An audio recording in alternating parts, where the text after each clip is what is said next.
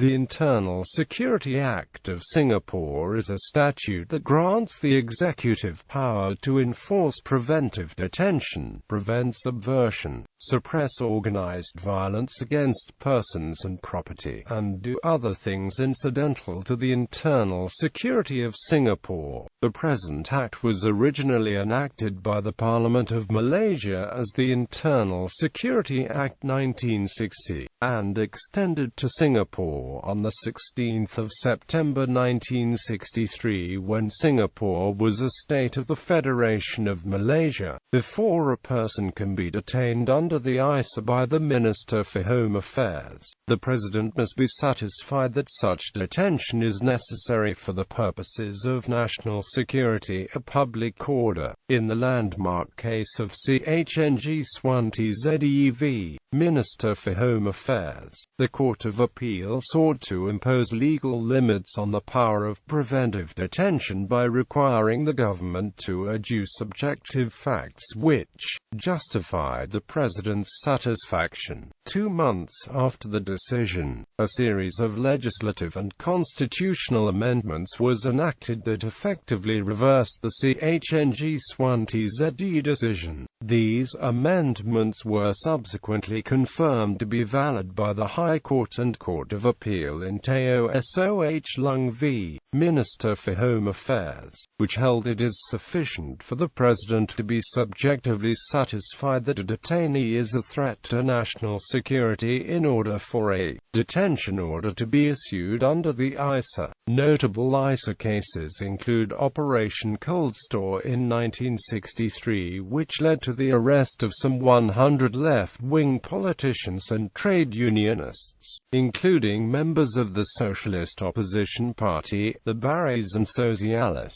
Chief Ipoh, an alleged communist, was detained and subject to other restrictions on his liberty under the Icer from 1966 to 1998.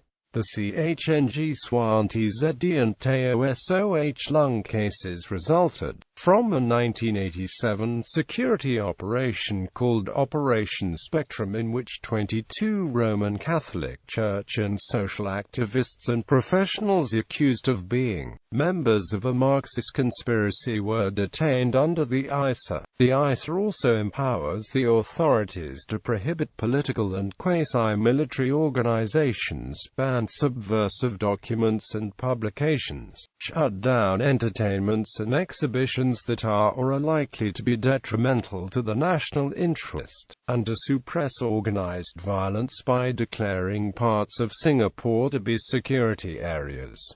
History and developments. British colonial Malaya introduced the Emergency Regulations Ordinance 1948 on 7 July 1948 during the Malayan emergency in response to a communist uprising and guerrilla war. The regulations allowed the police to arrest anybody suspected of having acted or being likely to act in a way that would threaten security without evidence or a warrant, hold them incommunicado for investigation, and detain them indefinitely without the detainee ever being charged with a crime or tried in a court of law. The successor to the Emergency Regulations Ordinance, the Preservation of Public Security Ordinance 1955, was introduced as a result of the 1955 Hockley bus riots by the Labour Party government in Singapore. There was strong opposition to the PPSO by the party then in opposition, the People's Action Party. In 1958, Lee Kuan Yew of the PAP accused the Lim Yew Hock government of using the PPSO to stifle political dissent. In 1960, 3 years after Malaya's independence, the emergency was declared over. However, the Malayan Internal Security Act 1960 was passed in place of the PPSO with much of the same powers.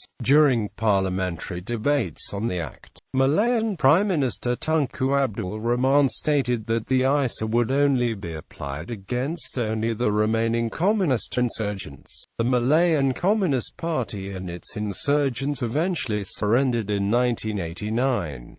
Nonetheless, the Icer was retained in Malaysia. The drafter of the Malayan Icer was Hugh Hickling, a British lawyer, author and professor. In 1989, he commented that he could not imagine then that the time would come when the power of detention, carefully and deliberately interlocked with Article 149 of the Constitution, would be used against political opponents, welfare workers and others dedicated to non-violent, peaceful activities. Nonetheless, he commented that he supported review of the Icer, but it was not for him to say if the law should be scrapped, as you've got a multiracial society in which emotions can run high very quickly. When Singapore joined the Federation of Malaysia in 1963, the Malayan Icer was extended to Singapore. The Act was retained in Singapore even after its separation from Malaysia in 1965.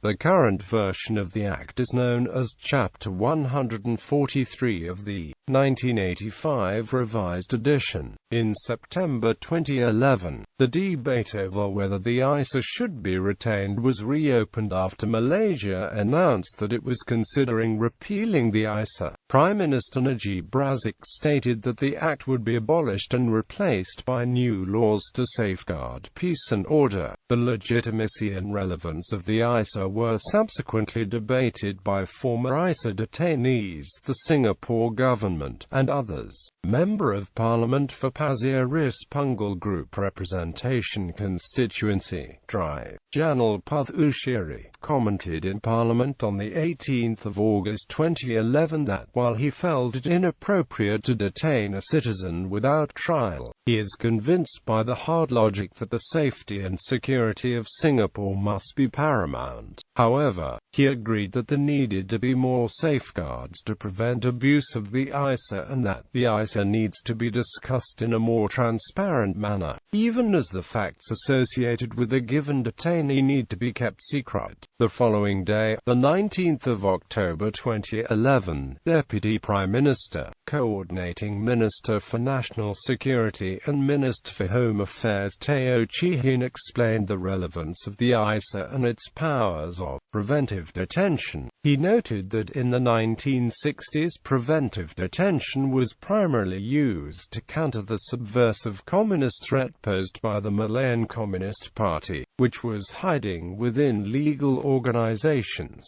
For the past 2 decades, though, preventive detention has helped safeguard Singapore's national security by countering threats posed by espionage and terrorism. Preventive detention allows for a comprehensive assessment of a threat, as opposed to a criminal case tried before a court which requires the court to consider only the specific acts that relate to the charge. Detaining those who have not yet committed overt deeds that warrant prosecution also allows preemptive action to be taken to neutralize threats before they materialize into actual harm. In addition, the minister said that detention without trial is preferable in situations where open prosecutions in court are not practicable due to the confidentiality of certain intelligence. Such intelligence might have been obtained through foreign security agencies on the understanding that the source and details would not be disclosed to an open court. What is more, disclosure of confidential intelligence could compromise ongoing or future operations through the revelation of existing sources and methods of intelligence gathering. However, if confidential information were withheld from the court, a criminal case could be weakened due to evidential requirements, which may result in the acquittal of an otherwise guilty accused. Finally, court proceedings may stall investigations as part of a broader network, and could exacerbate situations where communal sensitivities are involved.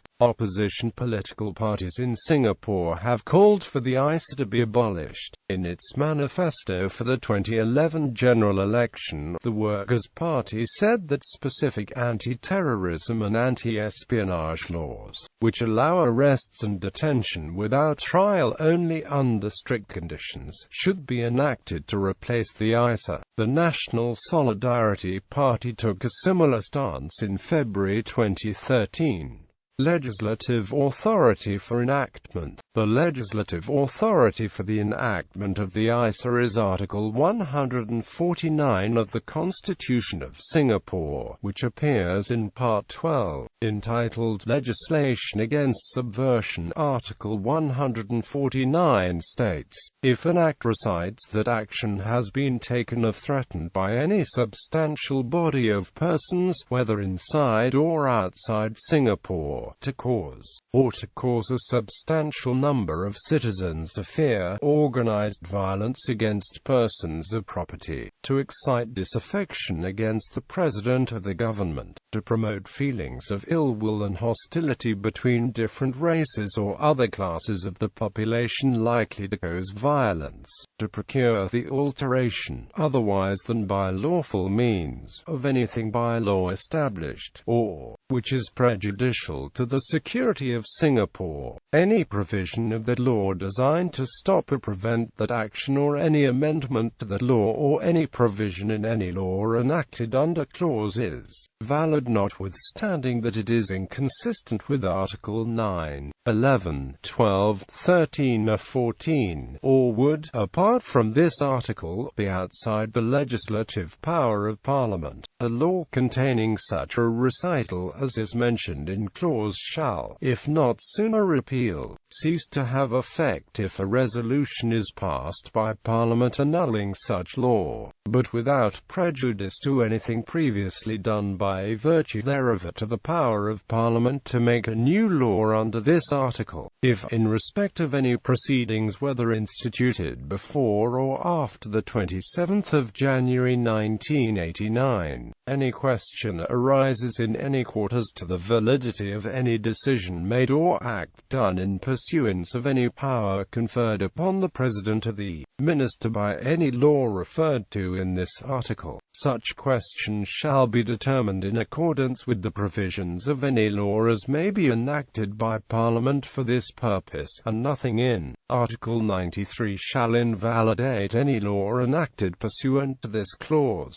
To satisfy the requirements of Article 149, the preamble to the Malaysian Icer, which has been retained in Singapore's Icer, contains the following recital: whereas action has been taken by a substantial body of persons to cause a substantial number of citizens to fear organized violence against persons and property, and whereas action has been taken and threatened by a substantial body of persons which is prejudicial to the security of Malaya, and whereas Parliament considers if necessary to stop or prevent that action. Now therefore, pursuant to Article 149 of the Constitution, be it enacted by the duly Yang Maha Mulia Seri Paduka Baginda Yang Di Pertuan Agong with the advice and consent of the Dewan Negara and Yuan Rakyat in Parliament assembled, and by the authority of the same, as follows.